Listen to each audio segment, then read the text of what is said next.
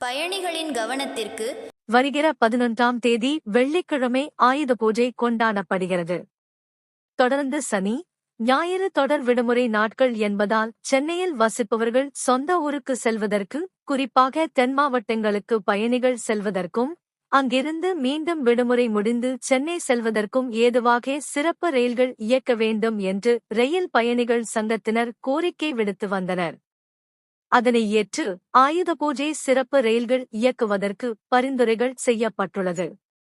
இதற்கான அறிவிப்பு விரைவில் தென்னக ரயில்வே சார்பில் வெளியாகும் என்று பயணிகள் எதிர்பார்த்து காத்திருக்கின்றனர். அதன்படி கன்னியாகுமரி, சென்னை தாம்பரம் இடையே வாரம் இருமுறை சிறப்பு ரயில் இயக்க பரிந்துரைக்கப்பட்டுள்ளது. அந்த ரயில் விழுப்புரம், விருத்தாச்சலம், தஞ்சாவூர், மதுரை, விருதுநகர், நெல்லை வழியாக குமரிக்கு இயக்கப்படுகிறது. வருகிற 10 மற்றும் 12ஆம் தேதிகளில் இரவு 9:10 மணிக்கு தாம்பரத்தில் இருந்தும், மறுமார்க்கமாக கன்னியாகுமரியில் இருந்து 11 மற்றும் 13ஆம் தேதிகளில் மாலை 4:30க்கு சென்னைக்கு புறப்படுகிறது. மொத்தம் 16 பெட்டிகளுடன் இந்த ரயில் இயக்கப்பட உள்ளது. இதேபோல் சென்னை சென்ட்ரலில் இருந்து நாகர்கோவிலுக்கு ஜோலார்பேட்டை, சேலம், கரூர், திண்டுக்கல், விருதுநகர், நெல்லை வழியாக 17 பெட்டிகளுடன் ஒரு முறை மட்டும் ரயில் இயக்கப்பட உள்ளது.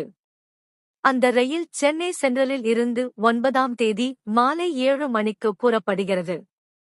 மறுமார்க்கமாக 10ஆம் தேதி இரவு 7:35க்கு நாகர்கோவிலில் இருந்து சென்னைக்கும் இயக்கப்படுகிறது. இதேபோல் அருப்புக்கோட்டை வழியாக சென்னை சென்ட்ரல் தூத்துக்குடி இடையே சிறப்பு ரயில் இயக்கப்படுகிறது.